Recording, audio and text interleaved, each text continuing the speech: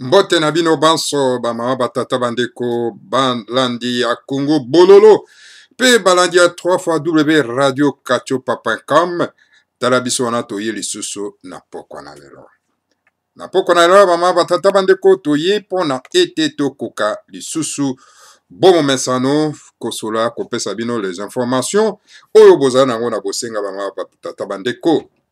Awa na kati na Congo bololo bamama batata bandeko toyaka pona kopesa mateya, toya kopesa solo pino bino boyebi na kati na Congo bololo. Congo bololo boyebi yango ezali kisi kitoko oyo bakoko na biso batikelaki biso pamba te soki oza na bokono omeli yango okozwa lobiko me kasi yango ezalaka mpasi mpona komela me okangaka motema mpona ete okoka komela mpo ete okoka kozwa lobiko.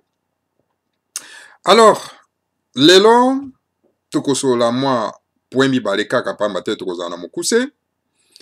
Point ya liboso tokobanda yango tokopesa bino solo penda message ya Fumuma Ndansemi oyo ezali na kati ya Congo Dieto, bulletin d'information ya Bondo dia Congo. Tokotangela bino yango eza na français, bongo tokolimbola yango mwa moke tokobanda yango na Congo Dieto wana. Alors, point ya mibale bamama batata bandeko tokoloba likambo etali transition parce que bandeko balobi non mais écoutez Fumuma Ndansemi apesaki Hippolyte Karambe donc glissement il y a 3 ans donc voilà glissement il y a 3 ans alors donc voilà apesaki Hippolyte Karambe alors José Kabila glissement il y a 3 ans. Alors après wana tokoya koloba likambo etali so pena bamama batata bandeko donc likambo ya renaissance ya Congo ya sika oto bandaki koloba tango iso Congo ya sika pamba te eza na bandeko ebele sans connaissance ou par un mauvais esprit balobi non mais écoutez Fumuma Ndansemi c'est un séparatiste etc etc. Alors tokomeka nano kotala nano likambo etali solo pena la renaissance de la République démocratique du Congo, Congo ya sika oyo batata na biso babanda koloba. Alors sans plus tarder bamama batata bandeko tokobanda nano kotangela nano bino Congo Dieto. Après tokoya kokota solo pena na likambo etali transition pona nini transition oyo Fumuma Ndansemi alobelaki tango akutanaki na Hippolyte Karambe pona nini possibilité ya transition esengamaki pona nini dialogue yango ya asengaki ezalaki ndenge nini esengaki tokoka koyeba na esika wana bomoni oyo asengaki balandi schéma wana te mais tala ndenge ekoteli biso na pito pale ndenge toza lelo. Ouais. Alors tokoya koloba likambo etali la renaissance ya République démocratique du Congo selon la vision ya le grand maître Fumuma Ndansemi oyo les ignorants dangereux babengaka ye séparatiste etc. Alors voilà bamama batata bandeko oyo ezali donc basujet tokotraite na après-midi oyo na pokwa na lelo. Tokei na lombangu na Congo Dieto bokoki kotanga Congo Dieto ezali Congo Dieto 3157 Congo Dieto koto misato na kama moko na tukumi tano na sambo. Le grand maître Ndansemi demande à la Belgique, à la France, à l'Amérique de bien réfléchir et de prendre une décision juste pour la République démocratique du Congo. Fumuma Ndansemi asengi na Bamindele, c'est-à-dire na Belgique. Oui, ezali solo penda ancienne puissance coloniale, oyo yaki kokonza biso. Asengi na France pe na Amérique, ba mekana no kokanisa malamu. Avant liboso ya kozwa solo penza en tout cas mokano pona République démocratique du Congo. Voici une question importante. Est-ce que quelqu'un qui n'est pas belge peut devenir le premier ministre de la Belgique? Réponse, non et non, car les Belges ne l'accepteront pas. Mutuna ezali boy. Bino boza kolanda biso. Est-ce que na kati na mboka ya Belgique bakoki kondima ete moto azali belge te akoma premier ministre na kati na mboka na bango? Bakoki ko accepter pendant que Mongala ayei, Moluba ayei, Mongo ayei, Mokongo ayei akomi premier ministre na kati ya mboka na bango? Bakondima yango ata mukete eyano yango wana. Mais est-ce que quelqu'un qui n'est pas français peut devenir le président de la France? Réponse, non et non, car le peuple français ne l'acceptera pas. Moto azali français te. Akoki koya na kati na mboka ya France pe akomi mokonzi ya ba français, c'est-à-dire que soki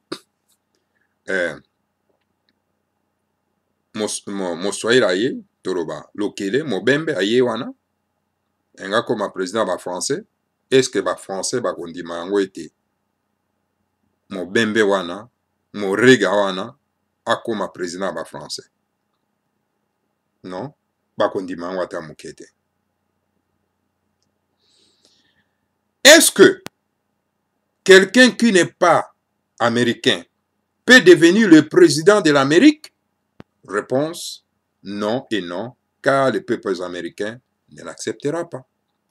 Soki moto azali américain te, est-ce que ba américain bakoki kondima ete moto wana koma mokonzi na mboka na bango? Ata mokolo moko te bakondima yango te. Bakondima ata mokolo moko te un Irakien, un Libyen, un Égyptien akoma président na mboka na bango. Bakondima yango ata mokete. Tala kuta Obama epozaki problème epota abotamaki na kati ya mboka wana. Epai wapi l'un de parents azalaki américain ou américaine, je veux dire. Donc bakondima yango ata mokete. Est-ce que quelqu'un qui n'est pas rwandais peut devenir le président du Rwanda? Réponse, non et non. Le peuple rwandais ne l'acceptera pas. Sikoyo toke na Rwanda. Moto azali rwandais te. Auti na mboka mosusu. Est-ce que ba rwandais bakoki kondima ke akoma mokonzi na mboka na bango? En tout cas ba rwandais bakondima yango ata mukete. Eyano yango wana bakondima yango ata mukete. Bakondima te ke Mongala akoma président pa na bango. Bakondima yango te. Bakondima te.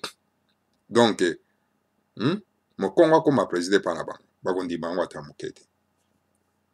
Est-ce que quelqu'un qui n'est pas congolais peut devenir le président de la RDC? Réponse, non et non, car le peuple congolais ne l'acceptera pas. Pongo siko na mboka na biso. République démocratique du Congo.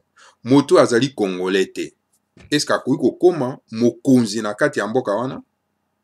En tout cas, peuple congolais bakondima yango ata mukete bakomona ke ezali humiliation. Bakondima yango te. Donc, un Monia Rwanda, un Soudanais, aya komi président de la République na Congo, est-ce que ba Congolais bakondima yango? Bakondima yango ata mukete. Voilà pourquoi le peuple congolais veut actuellement chasser Hippolyte Kanambe à Joseph Kabila, qui est un Tutsi rwandais, car le Rwanda au Rwandais, le Congo au Congolais et le Burundi au Burundais. Voilà tina oyo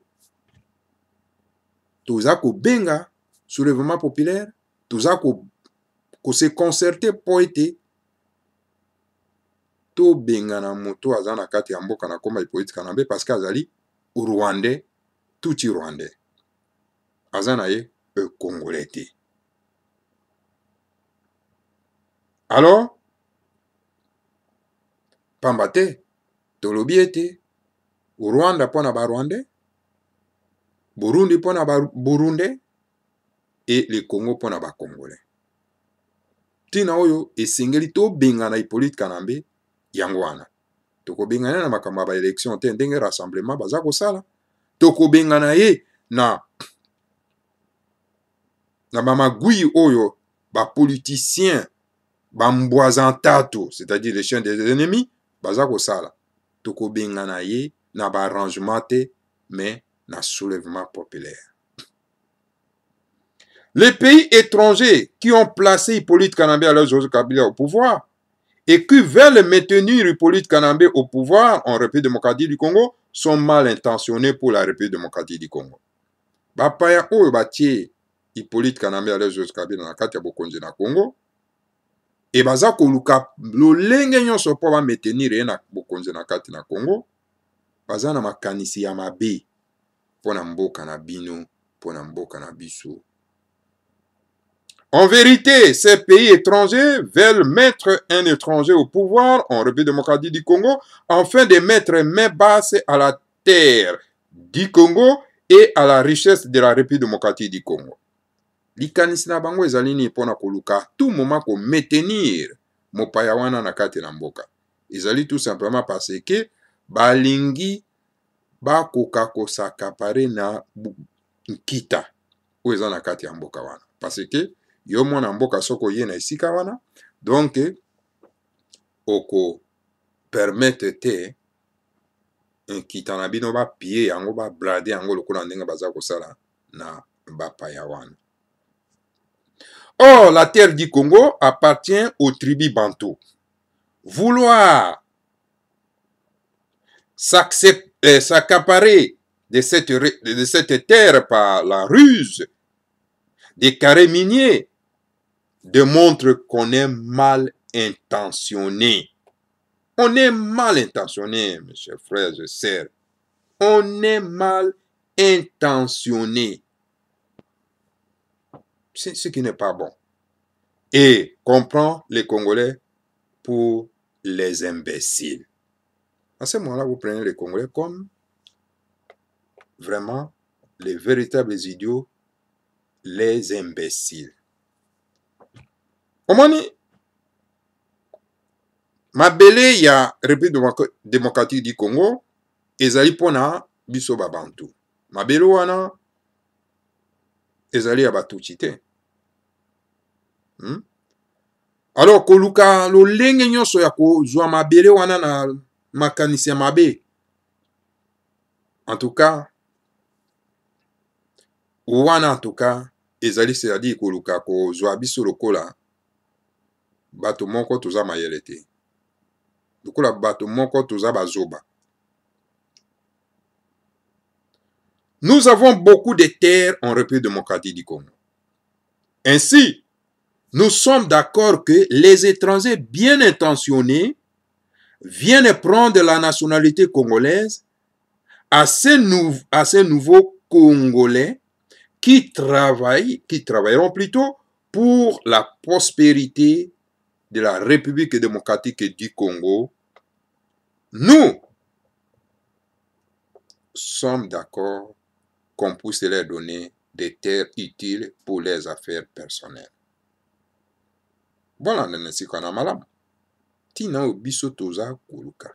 La révolution pona kolongola bapaya baza na kati ya mboka. Toza na mabele bele na kati ya mboka wana. Mboka wana eza na mabele bele. Toboyi bapaya te baza na kati ya mboka na biso. Me bapaya baza na makanisi ya mabe. Hein? Wana nde ekosimba te.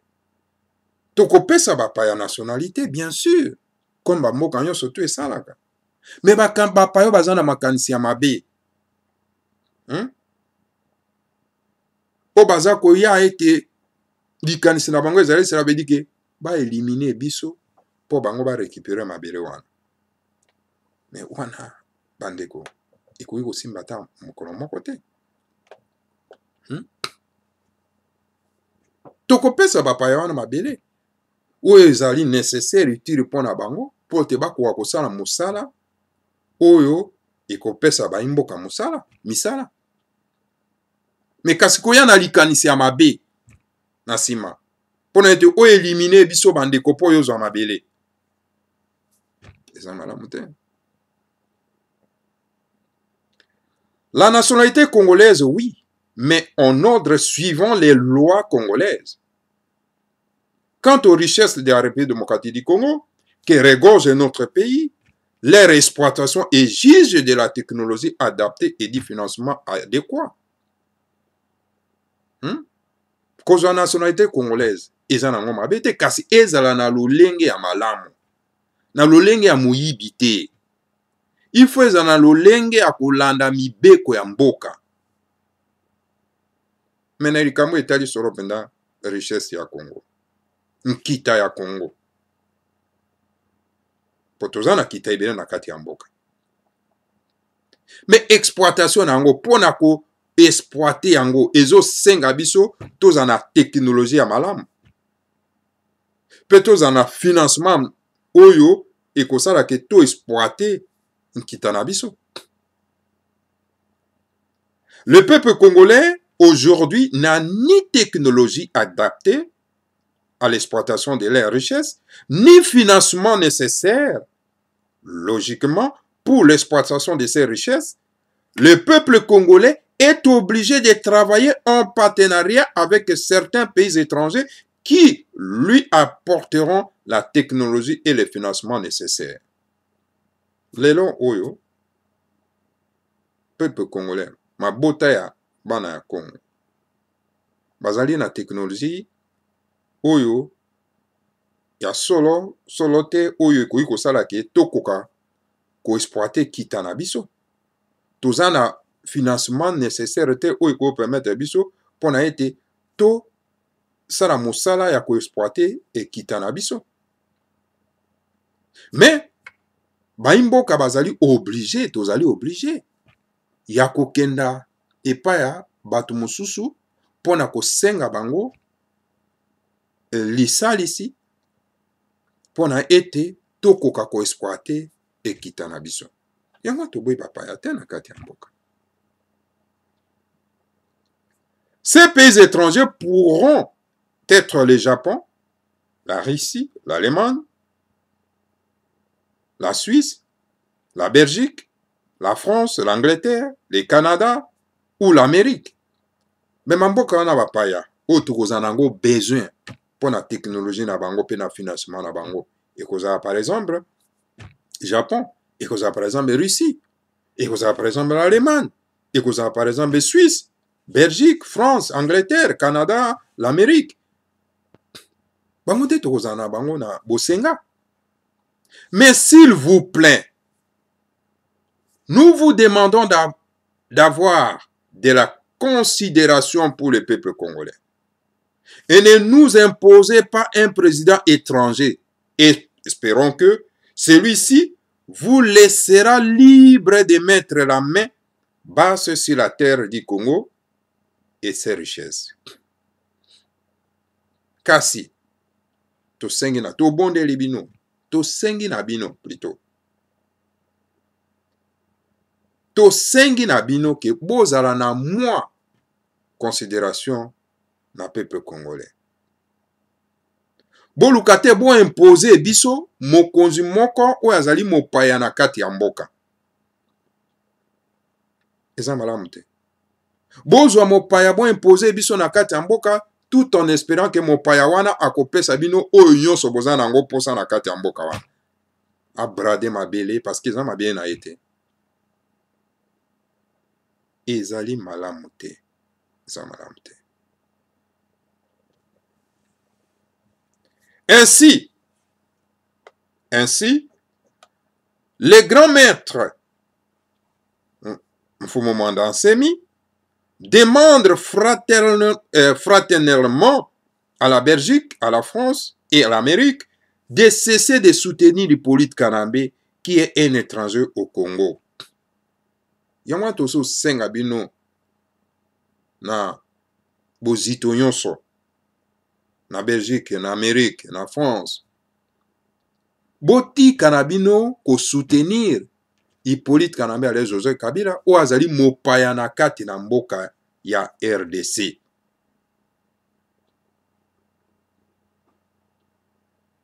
Yango wana bozomona ba rassemblement UDPS bazali activé pour na ke ba maintenir Hippolyte Kanambe wana parce que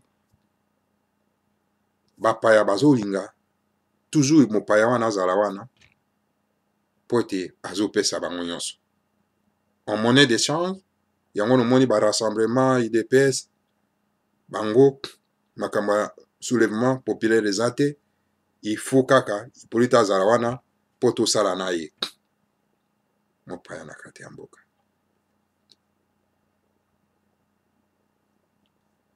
Alors, nous voulons actuellement que la Belgique, la France et l'Amérique puissent travailler actuellement pour l'avènement d'un président congolais en République démocratique du Congo. Yango na tozali kosenga na Amérique, na France, na Belgique pour que bakoka kosala mosala ya malamu pona ete na kati na République démocratique du Congo tokoka kozwa mokonzi oyo azali mwana ya mboka et non mopaya.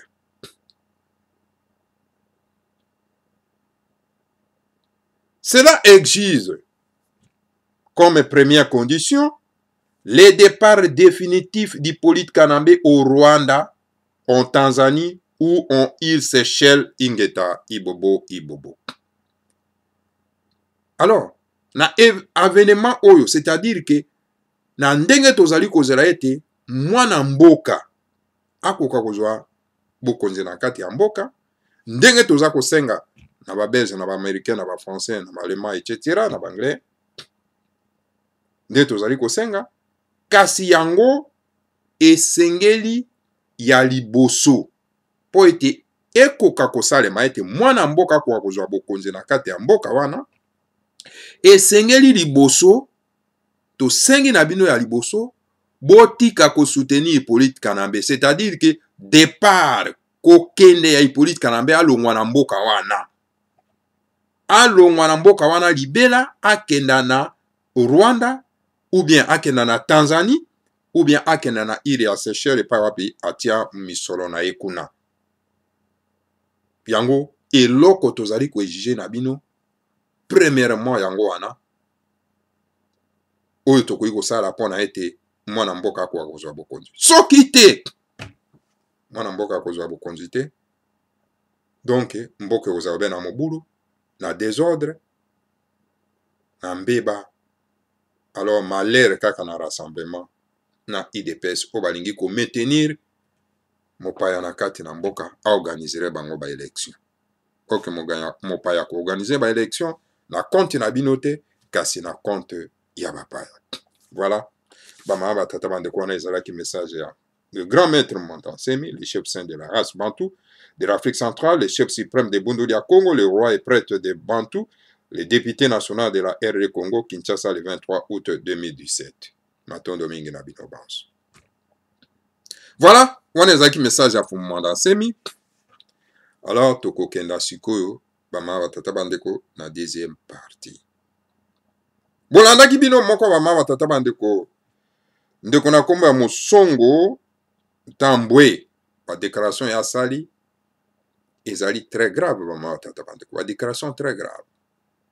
Bozomona bato mosusu baza kokenda ko engager la République démocratique du Congo sans que ba Congolais bayeba makambo baza kosala. Yango bomonaki dernièrement awa c'est quand tango toyebisa bino ke ba journaliste oyo baza ba collabo ino motiaka tembe. Yango bomonaki dernièrement bango tout baye na kati Europe. Ils ont choisi ces chroniqueurs baye awa. Et certains journalistes et à internet, ils ont été même payés, bah fouti bango même bambongo. Pour basa la mosala ya kolobelaka makambo ya baélection. Omoni baye awa bamuke baye batambwe basafu baye awa kosala makelele awa. Et quand ils sont venus ici, même certains journalistes, hein, ole batuna bango ba mituna ya profondeur, ba kotuna bango mituna likolo likolo. Donc est-ce que bolingi mboka wana? Bolingi mboka wana te. Baye awa ole ba parler de l'occupation de l'étranger qui est à la tête du pays. Ou epai wapi balakisa bango même ba vidéo oyo ba député européen baza koloba na parlement européen sur Hippolyte Kanambe alors José Kabila c'est un étranger bango bazolobela yango bazolobela makambo ya pamba ya ba élection. Est-ce que l'élection parce yango na mopaya. Et quand ils sont venus ces maudits journalistes, ils s'attaquent na qui na Fumu Mandansemi parce que lui dit la vérité. Là où bango baza ko bomba vérité. Mais c'est pas normal. Et c'est normal était bande. Est-ce que bolingi mboka wana bana? Hein? Il s'attaque à Fumu Mandansemi au lieu de s'attaquer aux étrangers qui sont à la tête du pays. Ba s'attaquer na bapa, ba s'attaquer na bango na bapa te. Bango bande baza ko s'attaquer na Fumu Mandansemi. C'est comme si Fumu Mandansemi de motaza président de la République. C'est comme si Fumu Mandansemi de azali président donc ministre et Songolo Pakala na kati ya gouvernement d'occupation. Il ne parle même pas de l'occupation. Mais bino moko boko ka ko analyser botala. Bomona de quel côté batwana bazali. Mais ezali mawa ndenge nga na mona bino. C'est comme si que bolinga kama l'air na bino. Faut vous meka ko sosolo. Ce sont des journalistes qui collaborent. Un journaliste engagé, quand on dit un journaliste engagé, c'est lui qui dénonce tout. Et surtout, nous avons l'occupation devant nous. Mais il dit qu'il est du journaliste engagé.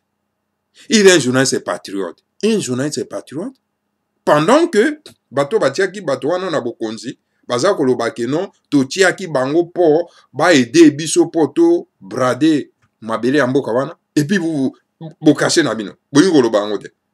Et puis ndeko na bino oyo sur place aza koloba makambo wana ya occupation. Et que moto aza na moto mboka c'est un étranger. Boyi ko emboîter les pattes. Pourquoi? Parce que bozo liana bango. Donc, vous êtes les chiens de l'ennemi. Mboya Banguna. Les chiens de l'ennemi. Malheur à vous. Malheur à vous. De Kolabo. La 5e colonne. Voilà. Au monaki, on gouyema bango bayaki nango. Awa mama tata bandeko. Bakeme me ko s'emparer na ba certains, soit disons entre guillemets, ba résistants, ba combattant o bazanga ko sosolo baki oyambaka bango na bandako etc. Bazanga ko sosolo. Ils ne savent pas qu'est-ce qu'ils sont tentés de combattre. Ils ne savent pas ce qu'ils sont tentés de résister. Voilà. Ils ont mawamigi. Bandeko. Donc, ebele à ba résistants combattants, ils ont été tous achetés. Et quand ils sont rentrés, ces journalistes collaborent, ils ont chanté la victoire. Habite au gagné, ben? Non, c'est pas normal. Tika no tolo banano mabamba batata bandeko toke na lombango, na likambo etali troisième,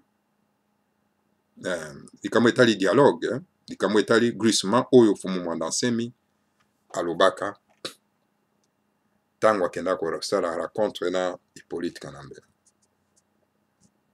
Et là, bandeko ya mauvaise foi, balobi non, mais écoutez, moto apesa ki 3 ans ya transition ezali Fumu Mandansemi. Oui, Fumu Mandansemi abengaka la transition de 3 ans. Parce que amonaki mobulu mikakatano eza koya na kati ya mboka wana. Esengeli akoka kobenga 3 ans pour apaiser les esprits et pour organiser bien les élections. Mais dialogue oyo fumu Mandansemi abengaka ezalaka dialogue politique te. C'était un dialogue de communauté. To fanda communauté et fanda to solola. Na dialogue ya communauté wana tango tokokai kovanda. Tungai kosala nini? Bangala, représentant Bangala, représentant ya Bakongo, représentant ya Baluba, représentant ya Baswahili, des grandes communautés. Baye Bafandi. Donc, ça sera, donc, un président avec les 4 vice-présidents, ou yo, 4 vice-présidents, ou baza ko représenter ba communauté na bango. Mais tango bako vanda toko solola. Fumu Mandansemi aye ko représenter libota ba Congo. Oyo kuna pana biso soki nani aye ko ne pa Bangala aye ko représenter libota Bangala. Oyo kuna ya Baluba aye ko Tshisekedi aye représenter libota ya Baluba na batetela po baza kote mo. Ba oyo kuna baye ko représenter soki Kingo aye ko représenter libota ya Baswahili etc. Bafandi baye ko solo. Mais tango bako vanda na dialogue ya communauté, je veux dire. Ye Hippolyte Kanambe alias Joseph Kabila kolbake non ye pe aza pe na kati wana pona kosola likambo etali dialogue wana communauté. Abima bakotuna ye yo ozanga no Mokongo te, ozanga no pe Mongala te. Bon, ono nga naza Katanga Kingo lobi boni kuna te ya azanga na Katanga te. Donc au moins na esika wana azanga pe Moluba te. Au moins na esika wana Hippolyte Kanambe akozanga na esika te. Donc tongai kolongola ye d'une manière pacifique. Parce que dialogue ya communauté, ezo concerné était parce que lui ne fait pas partie ya communauté oyo ezako sala la République démocratique du Congo. C'était le dialogue de communauté. Ezaki dialogue politique te. Dialogue politique ezali pona kokenda kokabola ba poste. Yo zwa ministre ndenge esalemaki kuna ndenge babwelelaki ba poste. Ok, oyo Fumu Mandansemi abengaki ezalaki ya kokende kokabola ba poste te. Et voilà, toksuki wapi, tokomi wapi na masolo yango ya bango. Tala esike komeli biso. Yango na ya lobai ke bon. Ligne oyo ngai na sengaki po na ete eko kozala bo respecter yango te bon bokenda bino moko kasi ko aboutir na eloko te. Voilà. Et aboutir na eloko moko te. Matoi mangongi. Kozanga koyoka. Résultat yango. Voilà bama batata bandeko. Alors les gens oyo ba sosolité bazo kokana bango ko sosoloté baza koloba sans ko réfléchir. Il faut ko salela bongo koyeba eloko nini moto oyo alingaki koloba, alingaki kosala.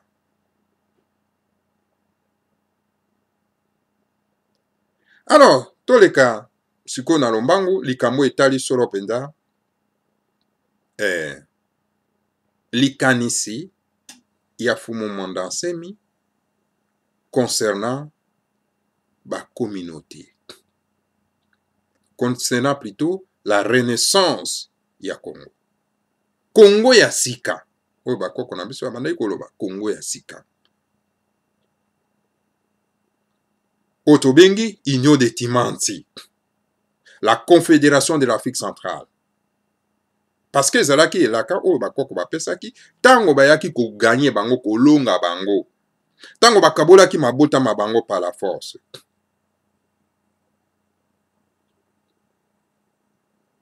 Alors bango bapesaki elaka obiete bino bolongi biso par les armes. Kasi biso totike la ko ete bana na biso bango bakoya bakobuka mindelo oyo bino bosali alors bango bakozwa elonga elaka yango yango ere averso yango toza na yango sikoyo ndeko oyo oza kozela nini ozolaka kaka pongi. Donc la Confédération de l'Afrique centrale est kosalema selon Mabota. Quand on dit tribu, ce sont des nations naturelles. Donc la République démocratique du Congo est composée là-bas en province. Qui dit les provinces, ce sont les États naturels.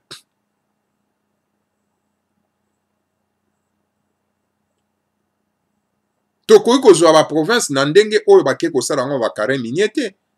Ba province na ndenge oyo ezalaki ya ebandeli 6 provinces. C'est la capitale. 6 provinces. Et les 6 provinces ekokoma les États fédérés. Oyo constitue maintenant la République fédérale. La Confédération de l'Afrique centrale. La Confédération de l'Afrique centrale.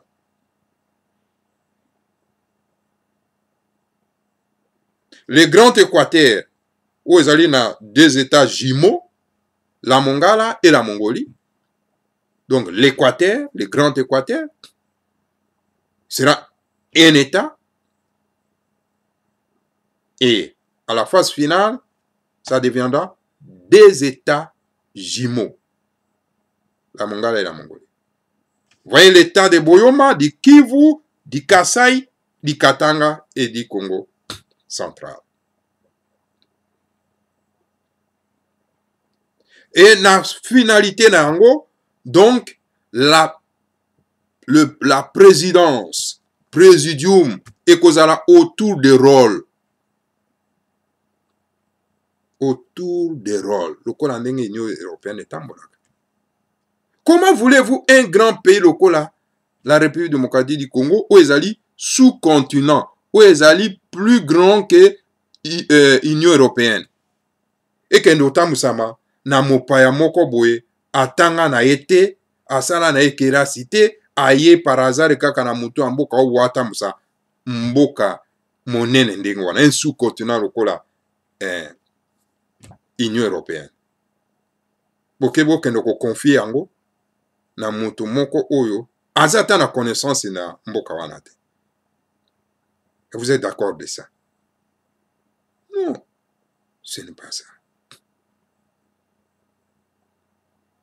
Ou bien bolingi passe et s'éterniser na kati na mboka na bino.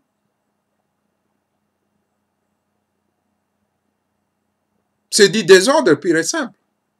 Alors il faut qu'on mette fin à désordre. Alors c'est pour cette raison, il faut me mandater, mais cherche à mettre fin à désordre wana. Et bateau basala qui cet état artificiel, hein, qu'on appelle République démocratique du Congo, bah misa qui si yango sur le désordre pour que eko kakotambola te po bango ba profiter na yango na désordre wana. Et c'est dans le désordre que les autres profitent na yango. Alors moto aye commettre ordre, cela veut dire que Bangale Sengeli ba se diriger bango moko. Balube Sengeli ba se diriger bango moko. Ba Congo ba se diriger bango moko. Na kati ya confédération, il y a Lisanga Antimanti, il y a fédéralisme. Donc, sikoyo au lieu que président moko et kozala siko président moko aza ko diriger tour de rôle. Dès lors 5 ans Mongala a dirigé asimbi présidium, 5 ans esili Mokongo asimbi présidium, 5 ans esili Moluba asimbi présidium. Donc ezo kenda tour de rôle.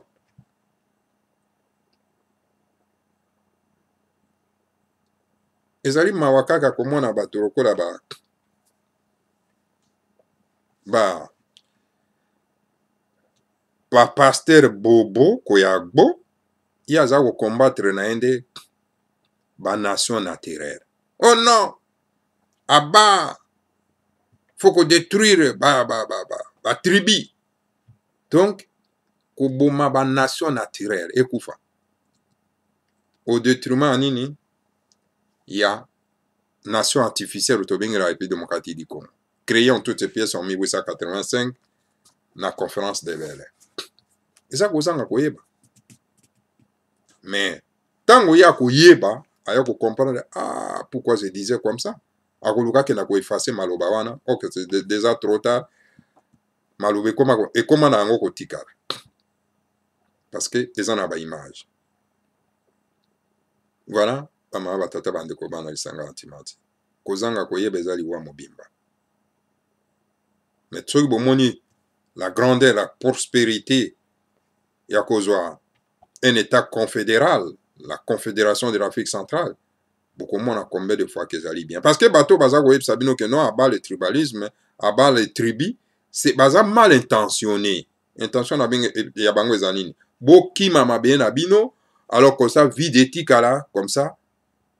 Bapaya bateka yango, bateka bisiko botiki vide. Tant que vous voyez que c'est trop tard. Beaucoup de gens aborigènes, sans terre.